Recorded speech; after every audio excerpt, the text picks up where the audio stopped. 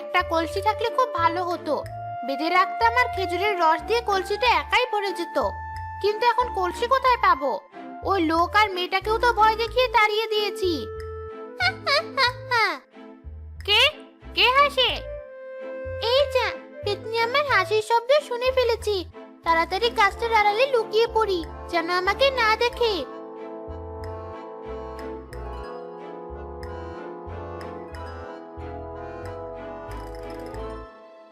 এখন আর লুকিয়ে থেকে কোনো লাভ নেই।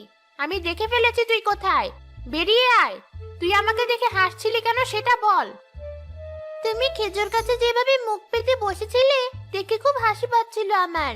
অনেক চেষ্টা করেও হাসি থামাতে পারিনি। তোর বেশ ভালো সাহস আছে দেখছি। তোর জায়গায় অন্য কেউ থাকলে এতক্ষণে ভয় কাচুমাচু হয়ে যেত। কিন্তু তুই প্রথম যেদিন আমাকে দেখেছিলি সেদিনও ভয় পাসনি, আজও ভয় পাচ্ছিস না। কাহিনী কি বলতো? আমার শুরু থেকে মনে হয়েছে তুমি পেতনি হলেও ভালো, খারাপ হতে পারো না। আমার এই চেহারা দেখেও আমাকে তোর ভালো মনে হলো? আচ্ছা যাই হোক, তুই এসেছিস ভালোই হলো। তোদেরকে একটা কথা বলা ছিল আমার। কি কথা?